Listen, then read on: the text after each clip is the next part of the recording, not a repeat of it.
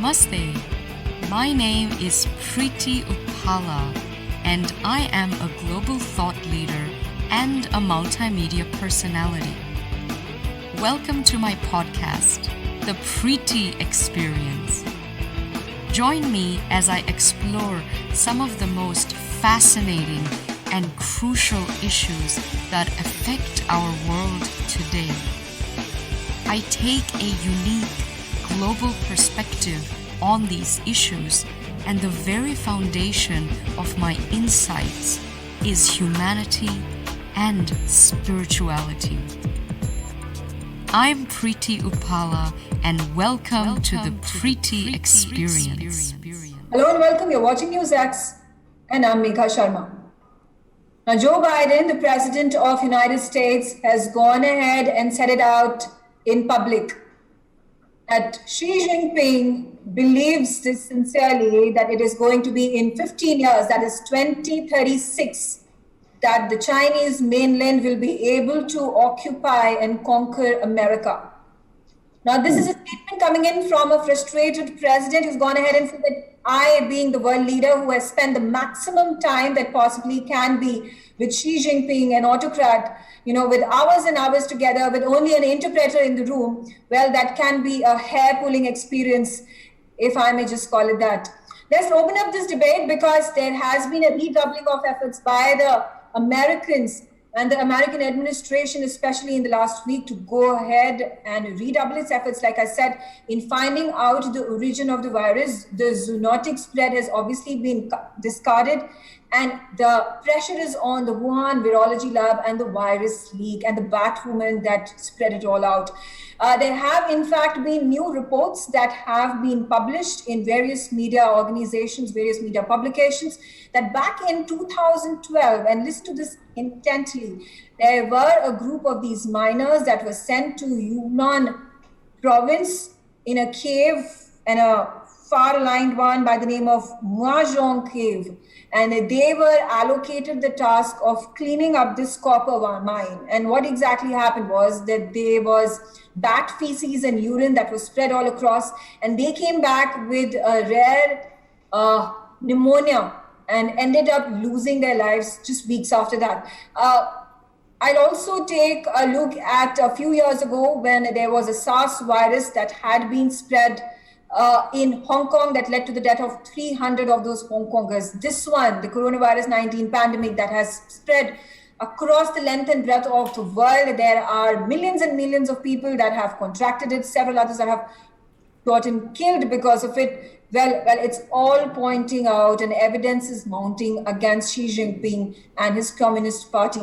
Let's discuss this. Let's open this up. Ambassador Deepak Vora joins me on the broadcast. Ambassador, senators after senators, congressmen after congressmen are now pushing forward this entire charge. We had been crying hoarse time and again, and now it looks like the Biden administration is under pressure, an immense one at that. And while the Biden administration goes ahead bringing about as a competitive discourse between the Chinese and the United States, there are senators, Republican and Democrats alike, who are calling it an all-out battle, an all-out war. So what will it take for the Biden administration to wake up?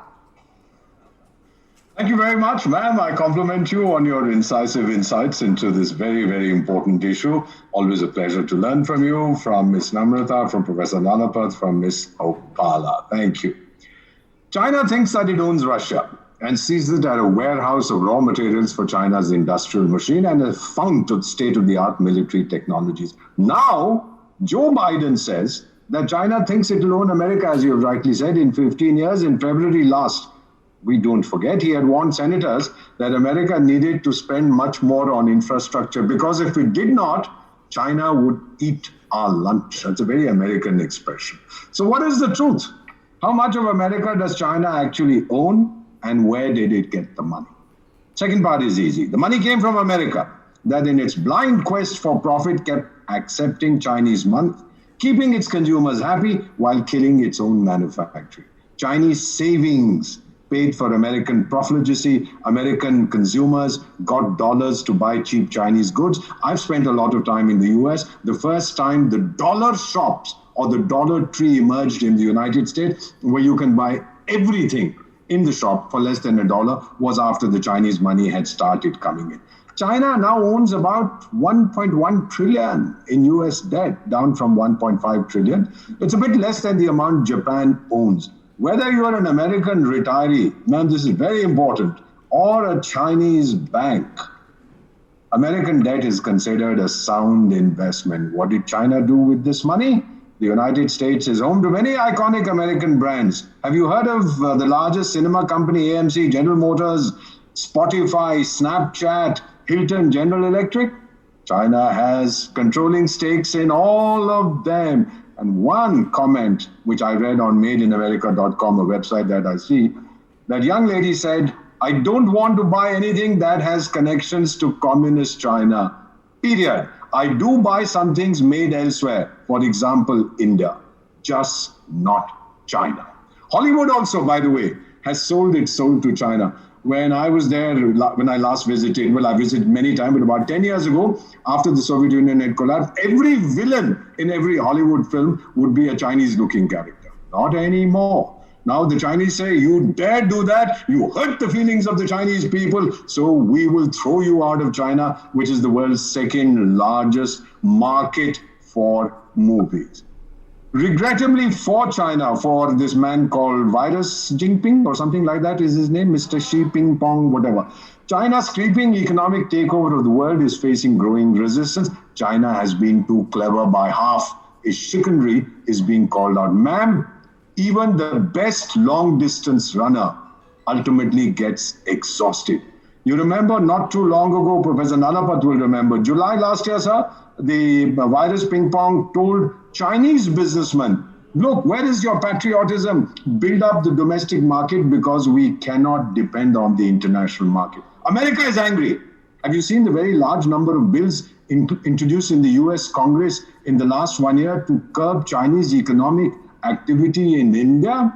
And of course, we have the eagle bill. You had discussed this some time ago. Wonderful. The bald eagle is America's national bird. Eagle, ensuring American Global Leadership and Engagement Act. Wonderful. So who's to blame? I believe the honeymoon is over, ma'am. Now comes this warning, and I quote as I conclude, William Congreve, the late 17th century poet, in his classic The Morning Bride. Heaven has no rage like love to hatred turn, nor hell a fury like a woman scorned. America is the woman scorned by China. Now China will face its fury.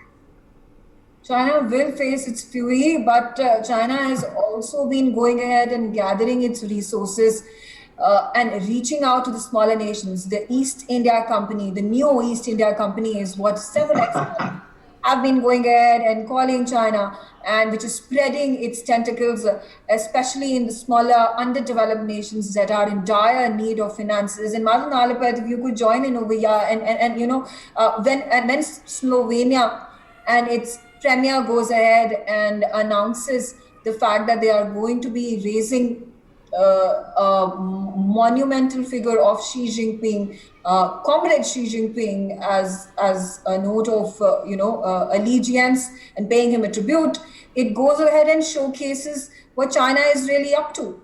Sri Lanka was, one of those where when there was a developmental project that had been brought about just a few days ago, the plaque had the English initials. It actually had the Mandarin initials as well, while it was very conveniently the Tamil initials that had been dropped. Showcases what China is up to and has been able to successfully enter into these markets by sheer force of its financial prowess. Well, I'd like to say, Megha, that it does seem that certainly Joe Biden has woken up, and now that he's seen a lot of the intel on China, I think he realizes what's going on. And I mean, the channel has been saying for quite some time that we're engaged in Cold War 2.0. And this is a war of two competing systems. And it basically means it's an existential war. Either one system or the other will prevail. And certainly Xi Jinping is very confident his system will prevail. It is done very well by him. I mean, he's come to the top of the ladder. He's come to control the entire Communist Party. and the government in China. So he has that confidence that was frankly even there during the time of Mao Zedong, that China will eventually, the Chinese system will basically prevail over the US-led system. Well, I'm glad Joe Biden has come to a conclusion, because may I remind you, Megha, that the Chinese concept of war, as Namrata will tell you, for thousands of years, it has not been what just the traditional concept that we are used to, soldiers coming across, bombs falling on cities. No, it's been control over the mind, it's control over the economy, and it's control over society, or if you don't have control over society, create situations that lead to a societal meltdown. Encourage fringe groups so that fringe groups grow and the moderate middle is reduced and finally made irrelevant, and the fringes are there, and finally they'll fight each other, and the society gets into a state of, if I may say so, almost a state of civil war. So, I mean, this is very frankly, this has been the workbook of the Chinese Communist Party for a very long time. If you read, for example, the writings of Mao Zedong, if you read, for example, some of the speeches of Lin Biao, if you read some of the other writings throughout, if I may say so, you will understand what their concept of warfare is. It's derived from the past, and it's an existential threat. And let me end by saying, it's not only the United States. India also is a target. And why? As the ambassador very correctly said, India is the only real alternative to the supply chains where China is concerned. The only way that supply chains can really safely relocate is to India. So obviously the effort will be to try and ensure that India is plunged into such a situation that investment does not come. So we are in an existential Cold War 2.0. The United States is in it. I'm very sure that the Prime Minister, Narendra Modi, is also fully aware of it and is taking steps about it. But I'm glad that Joe Biden has woken up to this reality. Coming in from the Ministry of External Affairs spokesman Arindam Bakshi has gone ahead and propagated and supported the United States in its redoubled efforts to contain the virus and find out the origins of it. That had been the clarion call of the Trump administration, had been pushed down, silenced in the former part of the year, has come out with a renewed resurgence. Preity Upala will join me on the broadcast as well and share my views with regards to, when it comes to trade and investment and how China has gone ahead and spread its tentacles inside the very core of United States. You talk about Hollywood personalities. Ambassador Deepak Vora mentioned about this. I think there was one of the film stars, one wrestler turned film stars, who has gone ahead and retracted his statement over Taiwan being a separate nation simply because he did not want to lose his popularity in the mainland China because of the trolling that had happened for the Fast and Furious. I don't know which franchise, which number of So while the United States administration is taking it head on, the businesses and institutions and fraternities across the board are faltering in doing so, in coming together. There have been heartfelt examples, like the ambassador mentioned, that the common man on the ground is vehemently against China. How can we bring about businesses to come together, look further ahead from their petty own gains for a nationalistic, not just a nationalist, this is a multilateral global cause that we're talking about? Well, firstly, namaste, Ms. Sharma. Thank you so much for having me on your show. It's always wonderful to be here. Absolutely, you're spot on. I think the problem in America right now is the administration is saying one thing, the senators, congressmen, at least they're agreeing that there is a problem and there needs to be a probe, while private sector doesn't want to hear it. It just cares about its bottom line and its own making sure that it gets its products through the supply chains that have existed for so long. And that doesn't seem to be going away anywhere anytime soon. And you're also right when you say that there is a lot of anger on the ground. The average American is now well aware of what has gone on, and how there has been no transparency for the last year and a half, and everything is starting to come out now. So people are smart enough to put two and two together and sort of guesstimate as to what was the cause of this global pandemic that we're facing. But when you have huge or smaller private companies that just don't want to hear it and they only care about their profits, especially during this COVID period, it becomes very hard.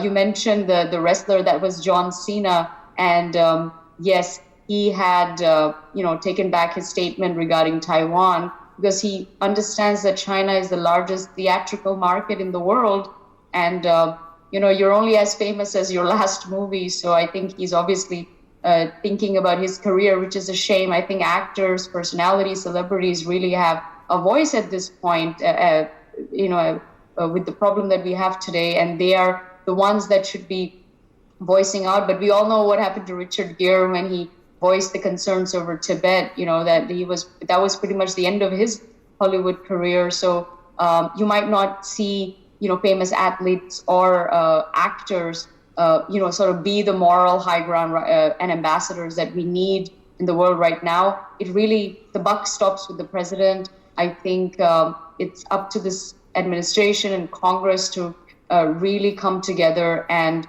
I'm hearing talk that there's a bill that's going to be passed up for a vote in the Senate, and if that passes, then there will be a probe, a serious one, and let's see what comes out of that. I do think that policy needs to change, and you have to look for alternative supply chains. There has to be some kind of penalization that needs to happen with culprits and why the world is in the mess that it is today. And at least for America, just when it looks at itself, because obviously they don't have jurisdiction for the rest of the world, but they can only care about their own citizens. We've suffered. The US is the highest number of COVID-related fatalities today, crossing 1 million. So they have every reason to be very, very angry and to do something about it. Let's see. I think this MEA's visit might, he might give some that's when these lobbyists, the Chinese lobbyists, the wolf warriors that have been, undercutting American local ingrown businesses and even other global supply chains in their favor, and that's how exactly they are going to be stopped, because there are going to be these middlemen that are going to be earning a quick buck over here, and they will not be able to be far-sighted with regards to the global approach that nations together at this point of time are building as a momentum against China. Namrata also joins me, and Namrata, I'm going to shed some light into this new report that has just been brought about by a British daily, and it goes ahead and says there was a report back in 2015, and it was a scary enough one that there was research that was taking place in bringing about these artificial viruses into the international domain, whereof various of these viruses were being studied. They were funded by, United States organizations. Dr. Fauci's administration, Dr. Fauci's institution, the NISH, was also hand in glove, allegedly, in this entire process. And then now what it comes to light is 2012 April, when this bunch of miners were sent to Yunnan province to, clean up a copper mine.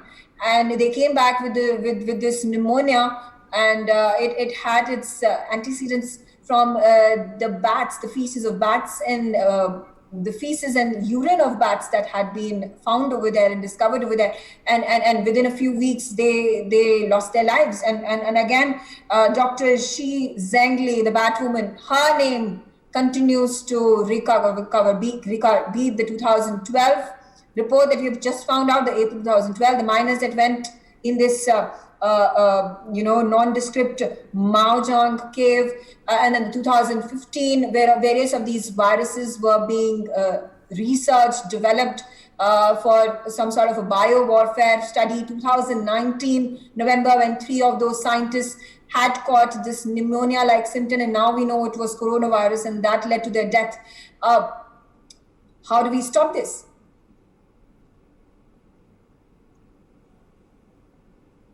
Thank you for your question. You mean how do we stop China? stop the biowarfare that has been systemic. So it's not just in 2019 or 2015, it goes back to 2012 as well, which is almost a decade ago. You never know, there might just be more research that one has to put in, more investigations that one has to put in, and you would pull out more skeletons. So how do we put a complete end to this Chinese invasion by way of biowarfare? I think definitely what everyone has been saying, and I think now suddenly everyone has really been asserting, is a report on how the virus originated. To me, I think there is no debate whether it was whether it was man-made or not. For me, yet definitely it leaked from the Wuhan lab. Now, whether it was intentional or unintentional is another thing, but definitely I think countries should get together, but because we need to know the truth. Don't we need to know the truth, what exactly happened? And that has, even there, you come up with, people come up with a lot of things. They say these are all conspiracy theories. Whatever you're saying about 2012, if you tell someone, they'll be like, no, these things are not correct. So I think a proper study needs to go, because like you said, in 2019, these 3 people actually got admitted, and this is November. But there were reports that it actually started in October. And a few studies actually also claim that by end of September, the Chinese government actually knew about it, that this new virus has started. So yes, there has to be definitely a kind of a find what exactly happened. What was the research going on? And yes, there were US funding there, and there are also suggestions that another research was going on with Canada. And so that is also, and also a few European countries were supporting it. And there was also another report, if you see, it was in 2018, where the Americans actually said that the safety precautions in this Wuhan lab have not been, they are not up to the mark, which needs to be taken care of. So that also happened. So there are a lot of, like you said, a lot of events that took place before the world got to know about the coronavirus. So I think you cannot stop, of course, you cannot stop America, you cannot stop Canada, you cannot stop all these countries from researching when it comes to all these deadly viruses.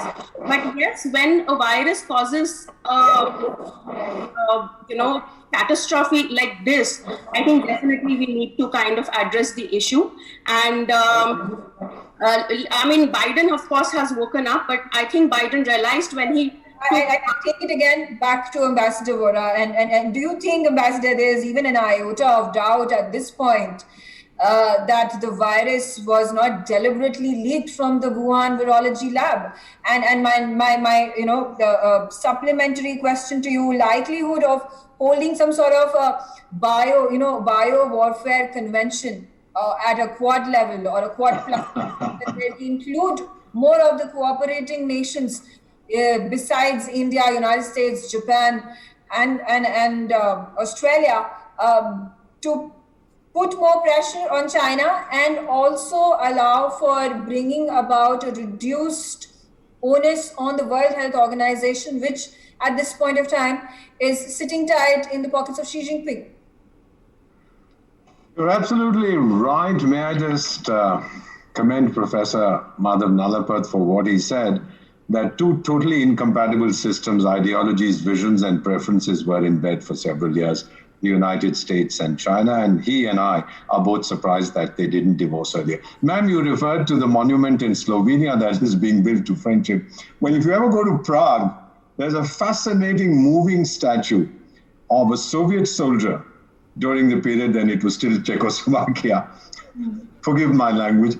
Peeing on a map of Czechoslovakia. This was after the intervention in 1968. So I just hope that the Slovenians and the Chinese are aware of what can happen to today's friendship might just become tomorrow's animosity. As far as the virus is concerned, I would urge you, Professor Nalapat, you and Ma'am and Miss Upala, please, like I have done, pre-book a copy on Amazon of what really happened in Wuhan by an Australian journalist, Shari Markson. I'm waiting for this book to come. I've ordered the Kindle edition, and it has a lot of interviews, I'm told. My Australian friends told me this, some who have collaborated on the book. Lots of interviews, lots of original Chinese documents. Many of them, ma'am, were given by Chinese doctors who said, we cannot release this here, otherwise you know what will happen to us and our families. Would you kindly, without attribution, release them in your book? The book should be out in a few months. As far as this virus is concerned, the evidence all seems to indicate that it was a bioweapon. The Australian newspaper has talked about 2015, the Chinese military document that said viruses can be a very powerful weapon in the wars to come. Professor Nalapat talked about China's strategy of warfare for over 1,000 years. That's because they are cowards. There was a character called Sun Tzu who said how to win a war without fighting, which means you just try and intimidate the other fellow with your size and bulk. You don't know how to fight. Nobody has ever won a war without fighting, Professor Nalapat.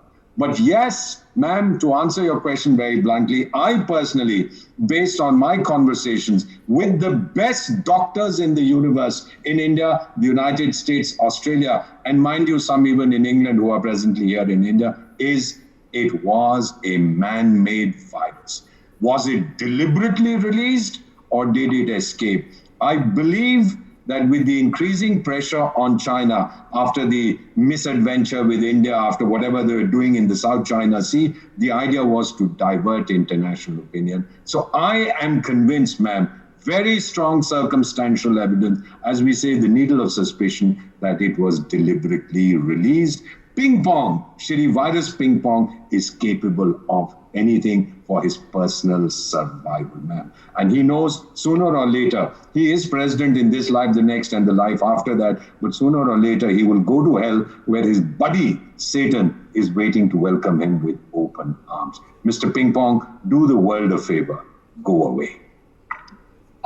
Professor Nalapat, I leave the last word to you. All is all said and done. It's all good in theory. There has been pressure, an ample one at that, from the Biden administration when it comes to the Chinese Communist Party.